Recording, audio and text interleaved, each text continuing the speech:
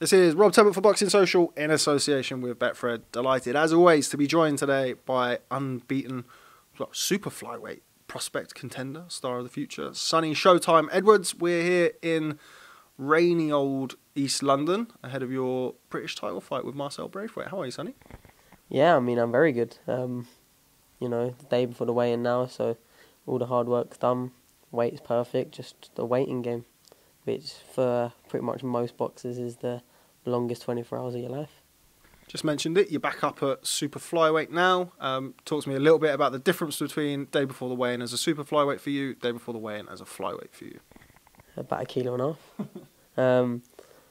I mean, obviously flyweight's hard for me to get to, because I've only been flyweight once, 50.8 once in the last however many years since I was an amateur when I was 49 kilos.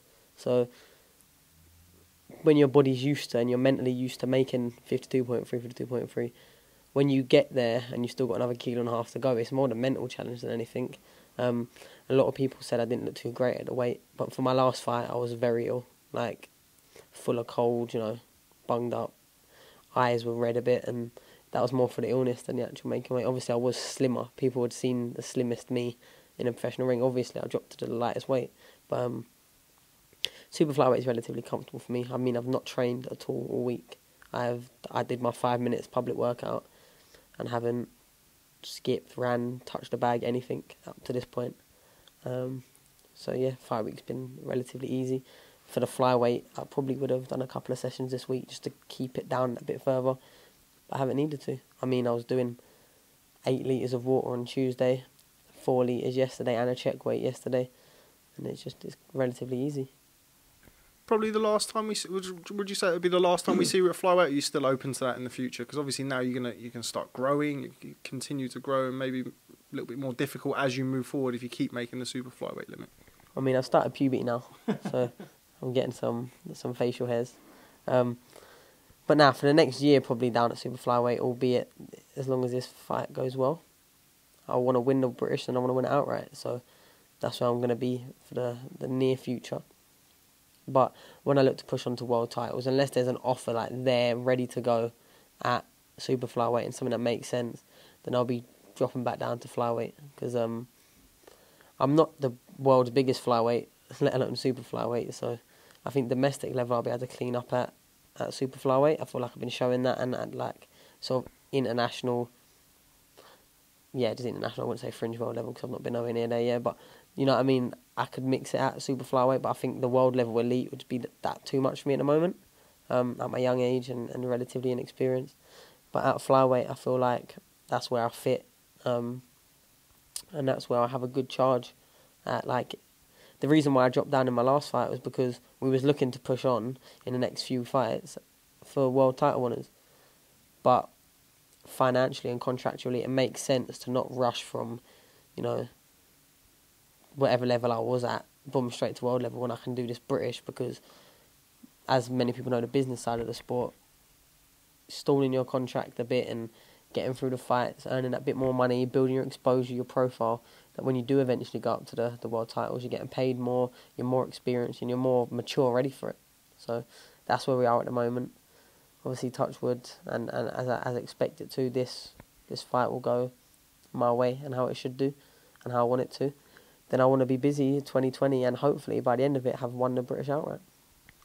You mentioned obviously boxing for the British title. It's something that you've wanted to do for a number of years now. How good is it to fight? I mean, while you've been gaining the experience against your Mexican fighters, your tough South American fighters, how beneficial is it for you now, and how much are you looking forward to not only contesting the British title fight, but you're in against somebody, Marcel Braithwaite, another Brit, you've got the chance to strike up that British rivalry, something that I'd imagine pleases you. Yeah, I mean, don't get me wrong, I'm up for every fight, because in the amateurs, winning or losing, it means a lot, but it doesn't affect you financially, really, unless the GB the top skim. But when you're going through all these camps, in order to carry on the train, you got to keep winning. As simple as. So I'm always heavily motivated for all of these fights. But it is nice that you can have a press conference where someone can speak back, someone that other British people know, and he'll have his own fans in his own right. So it's great for building the fight, and the exposure and the interest is more, and you get more props for beating a British fighter for a British title than you would a hard Mexican or whatever for one of these international titles. I mean, I still wear all these belts with pride, you know what I mean, and they look good for the pictures after, and I'm proud of them. But you know, the British are recognised by everyone in boxing. You know, the British title, everyone in British boxing, shall I say? And for me, that would be my first major title, and it will just spur me on to produce and perform better than I already have, and that's the goal. I mean, I feel like I haven't put too many feet wrong in my career so far. You know, I got put down in that one round, and I still pretty much won the round to a lot of people. I was looking at keeping that, but it will be a good different change of pace, because with these tough Mexicans that are tough for the whole 10 rounds, and they just want to scrap, they just want to fight, they don't want to, you know, they don't look for a rest or anything. It gets to the point where it's like, there's no point in trying to stick and hurt them when you can just box and make it easy for yourself. But I think it'll be a change of pace for this fight, because I believe I'm physically stronger, especially like mixing it and shot selection, and I'll be able to hurt Marcel and then build on it, and that's what I'm looking to do. I mentioned the fact that you've been chasing a British title fight seemingly for forever now. Certainly in the last 12 months in particular, you've struggled to get the fights to challenge for a British title. Do you envision, all being well, and obviously you win the fight against Marcel Braithwaite this Saturday, do you envision it being a little bit easier to tempt some of the other names domestically into a fight? The fact that you actually have the belt and be able to offer that? Definitely. I mean, I know I've spoken about it before, but Marcel's getting paid very well for this fight. I know exactly what he's getting paid, not exactly what his contract is. And there's good fights signed to good promoters that have gone a fair few fights before earning what he's earning. And going from what he was getting on the small halls to this, because he's fighting me, not because he's Marcel Braithwaite or what he's done in the ring, it's because he's eligible for the British title and he's fighting me on my platform. That will be a clear incentive, because it shows, you know, how much value BT and Frank Warren are putting on having me on the show in a meaningful fight. And the bigger, you know, my name is, the bigger the opponents I'll be able to get, because obviously the bigger the opponent, they want more money. And I'm confident that in the next year they'll be able to attract, you know, a fair few of the domestic names. You know, you've got quite a few knocking about. One's off my head that I think will probably happen. You know, you've got that Kezi Kademi, just WBA European champion. I know they did say out before that they was looking to fight me next year, but after his fight, you know, he went the distance in a close fight with the kid that I stopped, Pedro Matos. I think they're taking it maybe a bit slower now. But like, you got him, who I said if he wanted if I win, as long as I win, he can have a voluntary defence in March if he wants, March, April, the next London show. Then you got in the same books, you got like Joe Mafosa, you know, MTK, you got Jay Harris, etc., etc. And for me, the fight I'd probably want more than any of them if I win this British title is the Tommy Frank fight, just because he's holding the Commonwealth still, which, like, you can hold that title for relatively a long time because of the way their mandatories work. Like, you get to pick from a list of like 20. That, for me, don't really make sense. But to unify the British and Commonwealth, and my adopted home city is where he's from, like Sheffield. I've got a big following in Sheffield, and I know a lot of people there. So if we could get it on in Sheffield, you know, headlining one of the smaller venues, you know, maybe like 1,000, 2,000, I think it would be better, you know, on BT. And we tried making that last time, but they weren't interested. But that being said, he's only going to be able to keep earning very little money for these, you know, Freeview TV shows that have got no one in the hall boxing against half decent lads, but no one cares about like that. Like, apparently he should have got beat by the Thai kid. But no, Tommy's a good fighter, and I know that he... Who the fuck is that knocking on the door like that? He's a good fighter. That's annoyed me. That, you know, when something's like, why are you tapping the door like that? Like Grant. No, what I'm saying is... It's the pizza that you ordered now you're up at Super Flyweight. Yeah, something like that. Just the way she was knocking proper annoyed me then. And that's how you know I'm on weight, isn't it? Like that annoyed me that much. But yeah, like, I would love that fight as a voluntary. I don't know what the rule is, because he pulled out a purse bid so late. I know he's blocked from being a mandatory for however long, like a year or whatever it is. But maybe he could still be a voluntary, I don't know. But I'd love to fight in Sheffield. I feel like I've got a big following there. He's obviously got a big following to keep these shows going. And I've heard that Dennis Hobson wants to make the fight, but it's his trainer that's keeping him away from me. But to be fair, his trainer's seen me spar him a few times, so I can exactly see why. But at the end of the day, everyone's got to get paid eventually.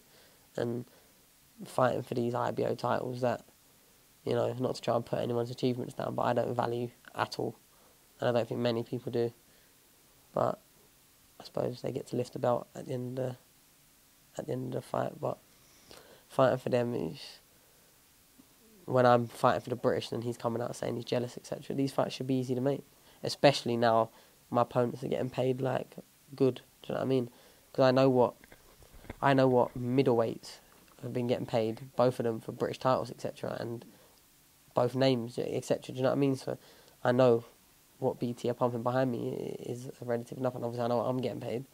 So I know no one listening really cares about that, but obviously as young athletes, that's the main thing. That's what influences your decision. And if they can get, a deposit on a house for fighting me, then someone's going to do it. And that's what I think it will be in 2020. Where do you rank Marcel Braithwaite in opponents you've faced so far, opponents you could potentially face in the future? How good do you think he is? I mean, with the risk of this being a foot in your mouth moment and clipped like, oh yeah, this didn't age well. I can't see him being better than the likes of Farag, Granados, Guarneros and Gallardo. To be perfectly honest, I feel like all of them would beat him. But he's in a position where he's keeping saying a life-changing opportunity, and that can do one of two things. It can make you crumble under the pressure, or it can bring the best out of you. I don't personally think he's relishing the whole fight week, the big show, big up against it as much as he's trying to say he is. Because if we look at the facts, he never turned up to the media workout a couple of weeks ago. Never turned up. Public workout, he kept his headphones in. Didn't look at the crowd, looked at the backdrop, the fight poster thing. Didn't do anything, no bags, no pads, no skipping. Just did a little shake out. There was no point of him getting in the ring, basically. And then he was asked a few questions, and all he said was, "It's going to be a good fight. That's all I know." And Sonny's a good fighter, and you can't take it away from him. And then yesterday was a very respectful press conference. He showed me due respect, so I returned the favour. I mean, if he approached the press conference differently, how I would have reacted would have been differently.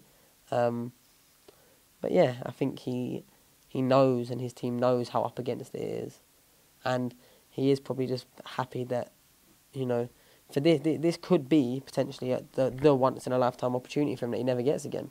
I mean, whether he takes it with a win or a loss or not, but I've seen that they've been buzzing that they're walking around the BT studio saying they've dreamt the moments like this, big shows like this, etc.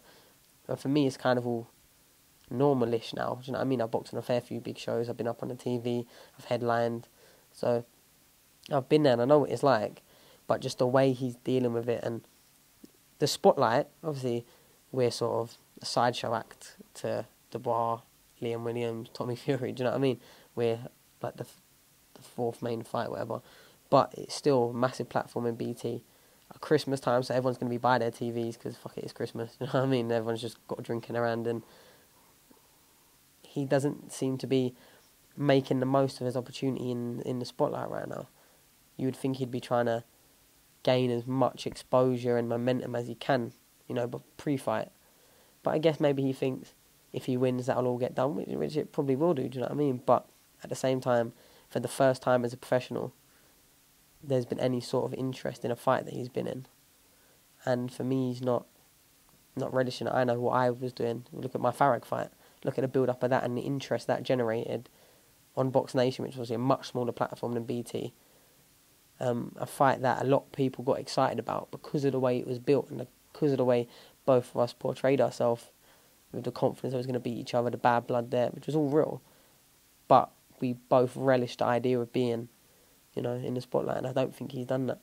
And even his trainer, Wayne, who I've got a lot of respect for, I know him personally and have done for a few years, he's someone that likes pushing himself out there a bit. He likes being, in boxing training. You see him on his Instagram doing all his posts and that. But for the public workout on Monday, he didn't even come ringside. He stayed behind the crowd right at the back. And it just seems all very negative. I mean, he did a few interviews. I think one with Boxing Social and one with, another media outlet, and he literally finished one of the interviews was saying, and he's not going to take my English title off me, so I can't lose no matter what happens. That's how he finished his interview. And it's just balmy to me. I feel like it's a very defeatist, happy to be here mentality. But it might be Andy Ruiz in me, do you know what I mean? So obviously I'm not going to read too much into that. It's just little things I've picked up on, and not just me, people that I've interviewed from Frank Warren, people that have interviewed from your channel, from other channels, have said not once did he seem confident or say that he thinks he's going to win, that he's going to beat you, that just that I'm a good fighter, he's happy to be here, and he thinks it's his time. What does that mean? It's his time. His time to do what? Do you know what I mean? Moving away from yourself, I was going to come on to it slightly later on, but you just mentioned Andy Ruiz. I was in Saudi Arabia a couple of weeks ago, very interesting part of the world, for the rematch, Anthony Joshua versus Andy Ruiz. You're somebody who I always like to pick your brain on things that don't really have much to do with you. I'm sure you watched the fight. Tell me about it. Yeah, I watched it, and AJ did exactly what he needed to do to win. I personally would have liked to have seen a bit more of classic AJ, for want of a better word.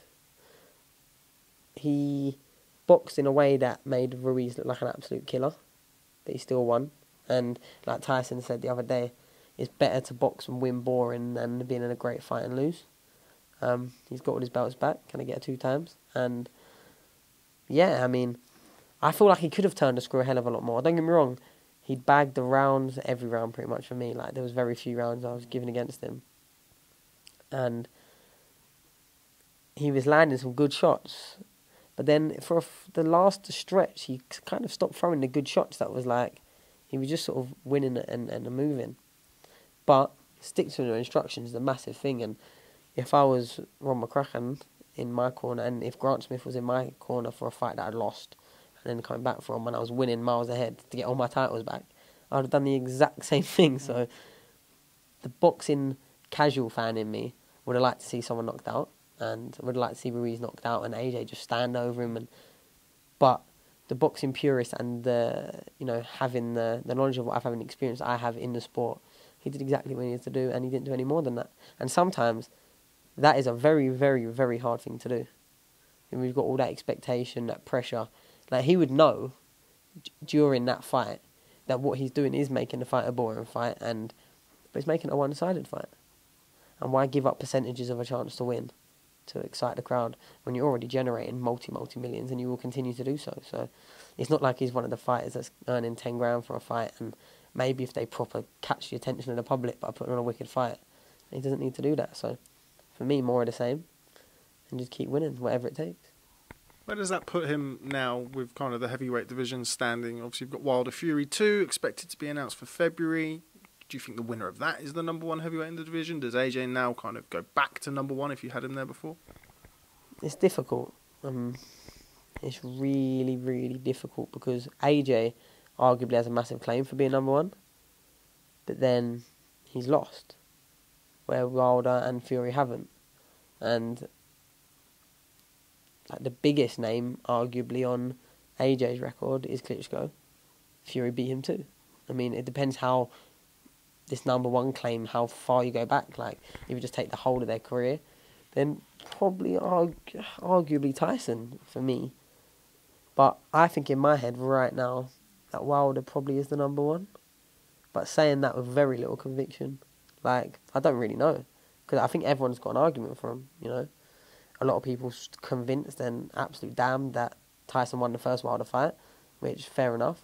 In the history books he hasn't, but if you're one of those people, then how are you? Because if anyone beats Wilder out of them 3, or anyone beats Fury, or anyone beats AJ, you'd put them as number 1. Do you know what I mean? With disregard to the other one.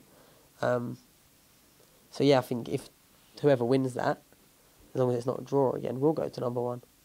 But with Wilder, it's like his recent run, Ortiz, then pretty much, was it Brazil? Brazil, yeah. Fury, Ortiz again. It's like, you can't keep beating the same people and then your stock go up, I don't think. Especially when he nearly got done in the first one, and then he was losing pretty much every round in the second one. Like, I don't know, it's a mad weight, which I can't really get my head around all too much, because until everyone just sort of gets in the ring and has it out. And even then, you probably won't get the answers because he'll probably beat him and then lose to him, and then he'll probably beat him, and then we'll be back to square one. But as long as all the eyes are on the sport, I think that's the main thing. And I think sometimes it's good not having a complete reign in number one. Like when Klitschko was number one for so years, it gets so boring. So having literal like a different argument every time one of them fights as to who's number one is great for them, and it just ups the interest. So I don't know, potentially AJ, because it depends how your mindset is. Should he have ever lost to Ruiz? Probably not. But now he's beat him. So what does that like? It depends how you look at it. And for me, I haven't really got the answer to that. But arguably on paper, I'd probably edge with Wilder, unless you're one of them people that are just adamant that Fury got robbed and don't see it as close in any way, shape or form. Then maybe Fury, or if you're proper big into AJ, I think now he's written that he's righted his wrong, then back to number one. Why not? Sticking with the heavyweights, somebody who's, well, you'll be sharing the bill with, the headline attraction, Daniel Dubois returns to action against Kayotaro Fujimoto on Saturday night. What do you make of that fight? I've not been around fight week, as you know. I've come in specially to interview you today, so I haven't been around Mr. Fujimoto or indeed Mr. Dubois this week. What do you make from what you've seen, and what are you expecting on Saturday night? Mate, Fujimoto is crackers. No, like, seriously crackers. Like, been walking around in bright pink, like, shorts and jumpers and a bright gold coat that he's donned when all these BT social media work and whatnot. A Japan flag shaded in the back of his head, red, a green bit over here. He's just absolutely crackers. I mean, I don't know. I can't see too many fighters in the world, you know, beating Dubois right now. And I just don't think Fujimoto is one of them that would, or would have even a chance. Like, cause he doesn't actually look that big for a heavyweight. He just looks quite heavy. But then again, Ruiz beat AJ, so what do I know? But I think Dubois will be comfortable with this one. I think it'll be like that Ebenezer Tete or Richard Latte. I think I was on both of those cards. I was on one of them actually, definitely the Latte one. But yeah, I think that's a foregone conclusion if I'm honest. I think Daniel Dubois is very special, and he's got the physical attributes, and that he's been making improvements to his boxing. I think like quite rapid as well. Like, because I always just thought for the rest of his career all he was going to be doing is like a rock'em sock'em robot walking forward and just trying to take people's heads off. But you know, with that Gorman fight, when he's a bit more composed, a bit more relaxed, and moving his feet a little bit for getting himself in there and letting his hands go, he was really impressive that night. And I thought Gorman was going to cause him all types of hell in the first few rounds. And I did edge towards Dubois getting to him in the back stretch, but to beat him the way he beat him, and I do really like Gorman, and I do think he's a really good fighter, and we'll show that now. Like, he just needs to get the right fights to show it. Like, not like, because he could jump in with a lot of the sort of British heavyweights and do a number on him, I think, Gorman. But obviously he might not get the opportunities as quickly as you'd like now, the way that the Dubois fight went. But yeah, I think Dubois is, I know they're saying about him being ready for, you know, AJ and everything now. I mean, I don't know. But for me, Dubois has looked really, really impressive, and he's so young. I mean, he's younger than me. Like that one out. It's crazy. Say maybe, or well, you don't know whether or not he might be ready for Anthony Joshua now. What kind of level of opponent do you think he's ready for? Because obviously, I think it's fair to say that the Richard Lattes of the world, Tete, from what we've seen of Fujimoto so far, it's not, you know, it's not stellar opposition. But then you look at, as you mentioned, Nathan Gorman, Razvan Kajanu, I think Kevin Johnson can still go a few rounds here and there. What kind of next step do you think he needs to take after that? If it's not going to be an AJ or a Wilder, which it's not going to be after he beats Fujimoto, what kind of level do you think he needs to come in at? I mean, I think it's a shame that, well, for him, that Joe Joyce got Huck. I think that would have been a great level, you know, European champion. But like I said, he's in no massive rush. What, he's 22, maybe 23 now? A few more learning fights. Like, a lot of people always comparing him to AJ, which is, you have every right in doing so when Uncle Frank speaks at the press conference. I'd match him with AJ now. People might laugh, but I would. Which is fair enough. He probably would, because he'd be getting paid a lot of money for it as well. But what I'm saying is, a lot of people comparing him, but you've got to remember when AJ turned pro and his when he was started fighting for world titles, his 16th fight maybe. Mm-hmm. AJ was an Olympic gold medalist and older. And in the heavyweights, I think age is a lot because you mature naturally as you get older. You get that like sort of compounded strength, like not just power, like, you know, being able to take a shot a little bit better, and you know what I mean. So I don't know. I'd like to see him someone top 10. I personally would love to see someone like a Derek Chisora, and I think that's the one ring. Derek Chisora would really come to have a go, really try and rough him up and sort of like shake him around as much as possible, make it as physical, dirty, and angry fight as possible. And it would just be see how Dubois, when someone's not respecting him, would react. And I think that would be a big gut check. A fight that I would have him heavy favourite for, though. I mean, I would say someone like David Price, but, you know, David's been through a hell of a lot of fights, and I like David. So probably not. I probably wouldn't for David's sake, because he's had some bad knockouts. But he's a very well-paid fighter, so what can I tell him? You know what I mean? As long as he's enjoying it and keep getting in there and either knocking people out or getting knocked out, then someone like a Cash Ali, that would be a good, after this next step, I think. But then people say, should Cash Ali get the opportunity after what he did with David Price last time he got one? And which to them people I'd completely agree, because what he did was kind of disgusting. So yeah, someone like that. But I wouldn't challenge to the Lions just yet. Maybe just outside the top 10. Like the actual top 10 in the world. But then I don't think he needs to get that top 10, or outside the top 10 person, and then get the 10th and 8th and the 2nd. Get that, and then have a couple more fights. And then, do you know what I mean? And build it like that. Just to keep him, I don't know, a little bit hungry and a little bit... Because that's how you learn. Because there's the danger, which a lot of fighters happen, of... when they get in the pattern of getting in the ring, knocking someone out, getting in the ring, knocking someone out, and there being relatively anything in between the first bell and them knocking them out, even if it goes a few rounds, then they get too complacent and think they can knock everyone out. Like, I remember having this conversation with my friend Lyndon Arthur when he fought Amin or whatever, that Ghanaian. And he'd got into the pattern of just getting there and icing everyone out. And when he landed big shots like early on and he was still there, like, your head goes a bit, and of course it will when you've had 14 fights and pretty much ironed everyone out. And I think that's more of the... And Lyndon having a hard fight there would have learnt more from that than the rest of his professional career. And I think that's what something Dan needs, someone to actually trouble him for a few rounds. And this is a good fight for him to get a ranking. I have not got no problem with that. He's been busy as well this year. He's been busy since he turned pro, do you know what I mean? And he had the Gorman fight, which was a big build-up. A lot of people picking against him. A lot of people picking him. There's a lot of interest in that fight. So, yeah, I'm not angry at this fight one bit.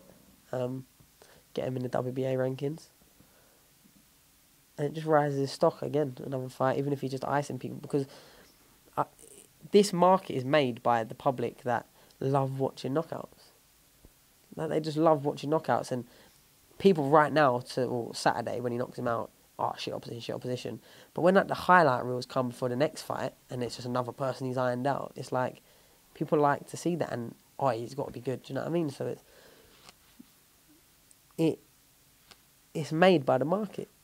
Just like when everyone was screaming at Anthony Yarde to fight someone, screaming, oh, fight someone. I was one of them people. And he got, 18-0, and then went in against the killer from Russia in Kovalev. And gave every bit of as good of account of himself than a lot of people ever thought, and nearly got him out there. Really nearly got him out there even. And now, for me, he's proved a hell of a lot from that. But for a lot of people, he lost. Oh yeah, it was just a hype job. For me, I've never rated him more than after that fight.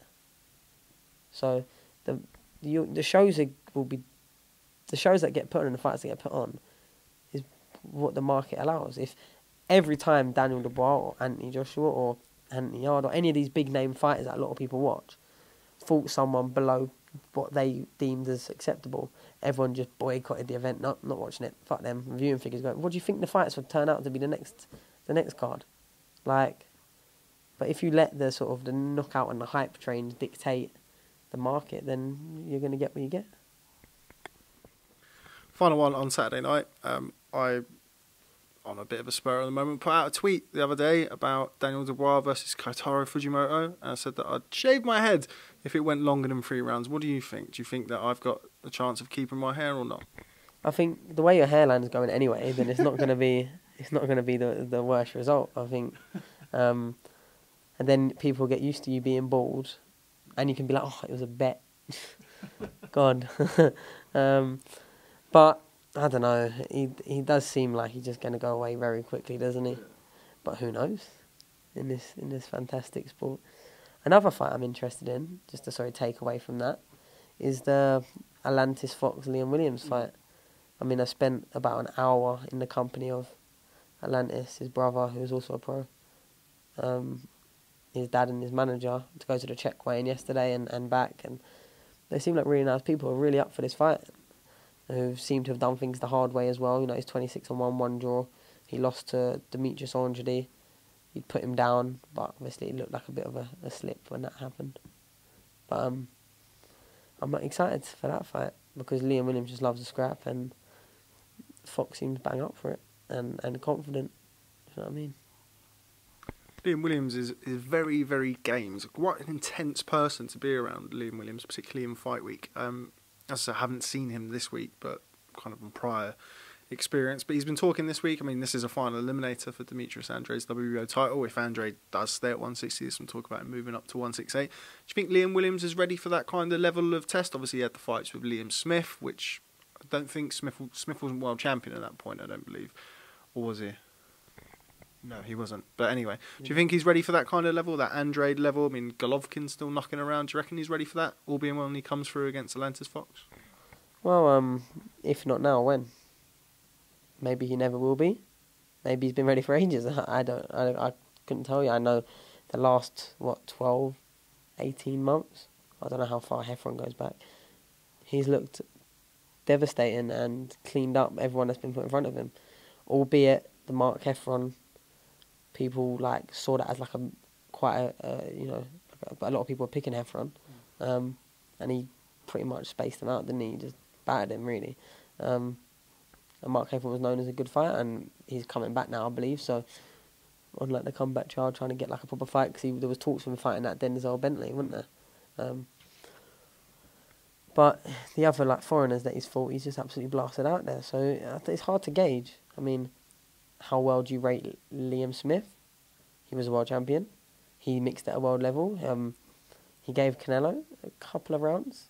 They weren't winning the rounds, but he gave him enough to not just get walked down and absolutely destroyed, even though he was taking a lot of punishment. He was there, stuck it out, he was tough. And also there's the other one, wasn't there? Was it Maniga he lost to? Liam Smith lost to Munguia, yeah. So he's mixed at world level, and then you got to ask yourself, how far has Williams come since leaving Lockett and joining with Ingalls? What's the actual progress? He's looked great, but until you get to top level, you just don't know. But I think now, sooner rather than later, he's going to have to find out. If he comes through this fight, he'll be WBO number 1.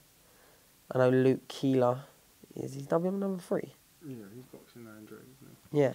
So, I mean, I like Luke Keeler as a fighter. I mean, I don't know him personally, but I watched a couple of his fights, very entertaining. Quite just basic, but efficient and tough and relentless and just hard. And I don't think many people are giving him any chance against Andrade. The boxing's boxing though, but I mean, if Andrade comes through this and does stay, I think he's been legitimised maybe as an actual world champion, but even then he's not fought no one since he's won his world title that's crazy good or recognised, I don't think. I mean, he got his off the back of Billy Joe getting stripped, didn't he? Walter Calton Doppler. Do you know what I mean? So it's hard, man. Boxing is such a complex sport, because there's probably a lot of fighters out there, when you look at the other people around the same weight as Andre, that think he shouldn't be classed as a world champion because he's not beat a world champion, or do you know what I mean?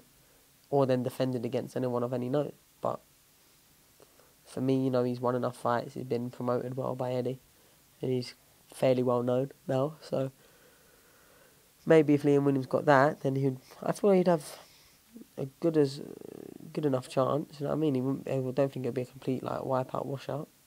But I think he needs to find out sooner rather than later before he starts dipping a bit. Because once you get to that sort of number 1, if you get held there for too long, sometimes your love of the sport, you can just start dwindling a bit. And I think that potentially could have been what happened with White. You know, he got there, thought, I'm going to get a world title now. And he's been held there for so long. It's like, how do you keep staying motivated? You know what I mean? Okay, well, before we wrap it up, just grab your quick opinion on a few bits and pieces. First of all, Charlie, your brother, former WBC World Flyweight Champion. How is he? When can we expect to see him return to the ring? He's great. He's back in the gym, back on the diet plan, and I'm pretty sure they're talking. He was looking at like February, but his team, his trainer, his management have said, if we start training now, no one's going to be in the gym for sparring, etc., etc. Come on, like, don't rush for the sake of a few weeks. You know what I mean? So probably more like March. I would like to see him. I think he's going to have his comeback. He wants to do a 10-rounder, comeback at bantamweight. I would like to see him in there against a British opponent, someone that people can get at least a little bit excited for. That's what I would potentially pick for him. But I don't know what the plan too much is. I don't think he knows. They're just sorting all that out now and meetings, etc. Because Charlie doesn't really know where his future is at the moment in terms of like weight. Because he's still a big super flyweight, do you know what I mean? And now he's been a lot heavier for the longest period of time that I've known him. He's filling out a lot more. So maybe bantamweight is where he'll campaign, but then again maybe not. I have no clue. But yeah, he'll be back in the early quarter of next year, the first quarter, sorry, shall I say, and looking to rebuild, get some momentum again, and then push on. Feels quite strange, doesn't it? I mean, we're using words like comeback and rebuild, and he didn't lose, but he didn't. It was all very, very strange. Particularly, not even necessarily the fact that it was ruled a DQ, but kind of he literally was announced as the champion and then had it taken off. Never seen anything like it in all the years I've covered the sport. So it is strange to kind of be talking about stuff like that when the ruling was what it was. Do you see what I'm trying to say? Yeah, I mean, I can only speak from my opinion. I can't speak for him. But I think one thing's for sure. In that instance, you're not coming out feeling a winner. No. Do you know what I mean? Relief that he kept his belt. You know what I mean? In the moment. I know he got stick for that, the way he put his hands up. But I think that was more the fact that the whole crowd got up on their feet and started cheering. And because everyone was booing, when they showed the replays, slow-moed as well, it looked 10 times worse. So, like, anyone that was there would have more understood that. People on TV, he was celebrating. He weren't celebrating. He put his hands up, clapped, and because the whole crowd, pretty much, that was in there, stood up and was cheering that decision of the overturn. And it was a bit like a pantomime. I've never seen nothing like it either. And you probably have to go quite a long way too, because there's every chance, which probably would have happened, is it would have got put to a board of appeal and no contest anyway. I mean, even like the refs after saying he probably should have disqualified the kid, then he would have won. Do you know what I mean? But it happened. What's happened. But you know, when you move up weight and you have a bit of time out of the sport, and Charlie went from being on top of the world for that period of time as world champion and recognised as, you know, a legit world fighter and all of this thing, to then back to a lot of the negative people. Because as soon as you do something wrong, all the negative people can sprout out again, isn't it? The people that weren't happy for you when you was doing something well, but when you're doing well, they can't really say too much because they just get shut down really quickly. So all them sort of negative people came out again, and it's just going back from that, really. I mean, yeah, it's a no contest. Since then, obviously, Martinez has failed a drugs test, but it's okay because he's Mexican. Basically, is the ruling as it goes, which is absolutely bizarre. But it is what it is, and Charlie's put behind him now, and I would like to see Charlie for the next 18 months fight at British to European level.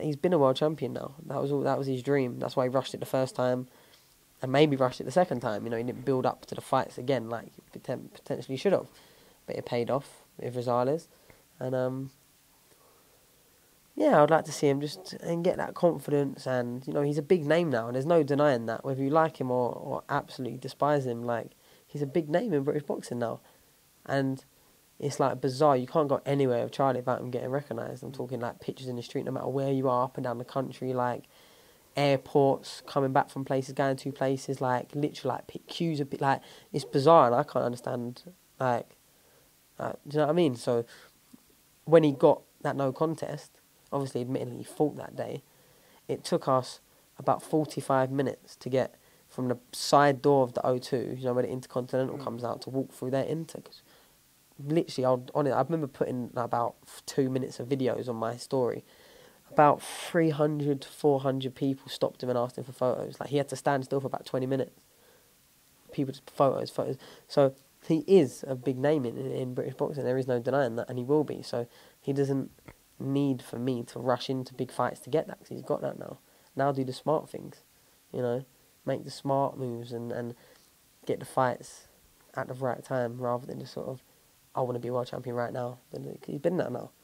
And even if he's never world, I think he will be, but even if he's never a world champion for the rest of his career, no one can ever take away the fact that he was once WBC world champion, and be a good champion in doing so, who'd be a very good champion in Daigo Higa in doing so before that.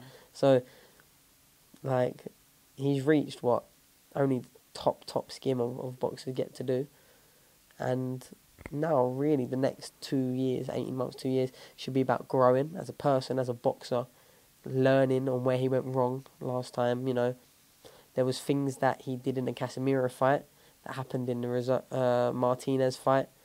You know, weight was a massive issue, though, and it's not, you can make excuses till you go blue in the face. People might not agree, but he had a lot of weight to lose in a little time, and not because of cutting corners, but just because he had to, because he's outgrown the weight. Like, he is huge for flyweight. I know how it affects me getting down to flyweight. Charlie's like 3 inches taller than me, and in a lot better shape than me, a lot leaner than me. So I can only imagine what it did to him. Like, but I'd like to see him just. I would like to see him rebuild into the weight and sort of go through the proper stages, rather than, because what will probably happen is, because I know what fights Charlie got offered in the comeback fight in his new weight, and I'm not even going to say it, but one of the best super flyweights in the world in your comeback fight. There you go, Charlie. Do you know what I mean? Like, it was bizarre. I couldn't believe it. Me, obviously, that's, you know, confidential and all of that. But people would scratch their head if they knew what I was talking about. But like, stuff like that, it's like, he doesn't need to get fed to the lions. Like, why? Enjoy it a bit, learn, grow, and then take over again. Do you know what I mean? Just finally, we mentioned both of their names just there. Julio Cesar Martinez versus Christopher Rosales for the now vacant WBC World Flyweight title. Two fighters that you would have watched at ringside from when Charlie boxed both of them. Who'd you give the edge to in that fight? Do you know what? A lot of people will probably disagree with me here. Don't get me wrong, the favourite has to be Martinez, just because if you look at Selby and Charlie, both beat Rosales, well, Selby lost, Charlie got gifted a no contest, you know what I mean? But Rosales has one thing that neither Charlie or Selby have, and that is just sheer toughness. Like, I mean, just, you know, just teak toughness, like just being a hard man. Both Charlie and Selby are fantastic boxers, fantastic fighters in their own right, but they don't really hold that quality to just be able to take shots and walk forward. He's a lot bigger, a hell of a lot bigger than Martinez, and he can punch hard as well. Martinez probably can punch relatively harder.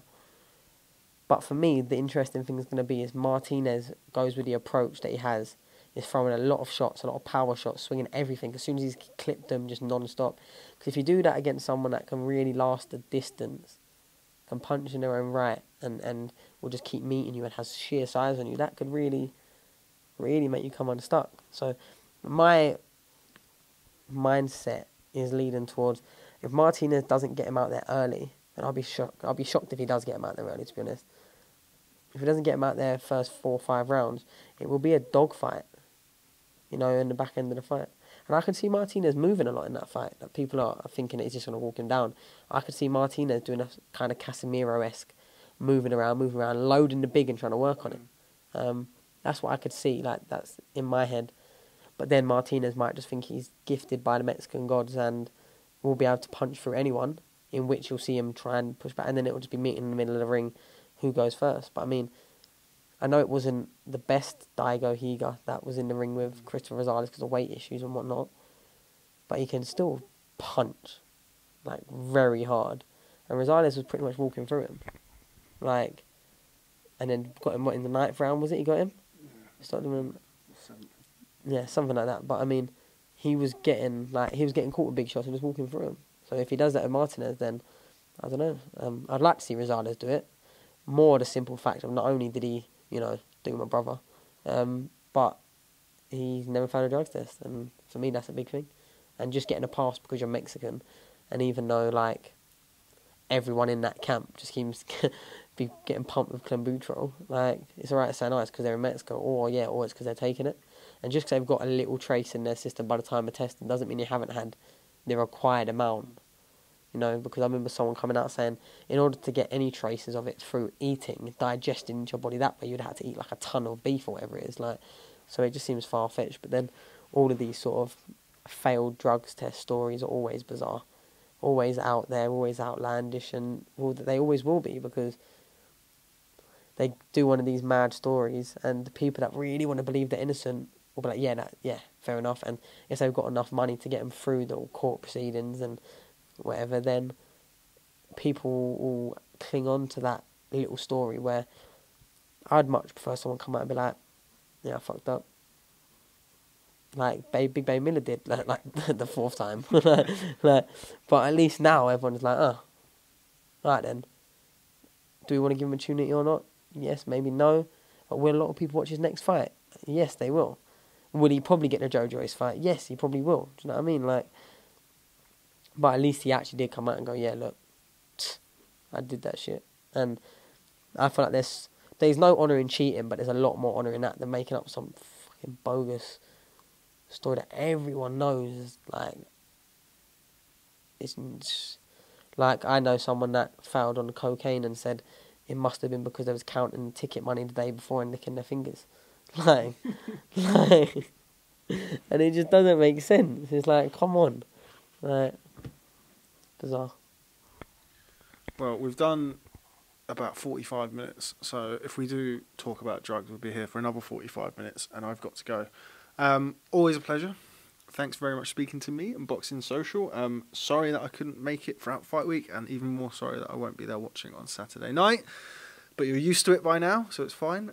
Sonny Edwards, thanks very much, as always, and look forward to catching up with you soon and seeing you in action, albeit from my living room on Saturday night.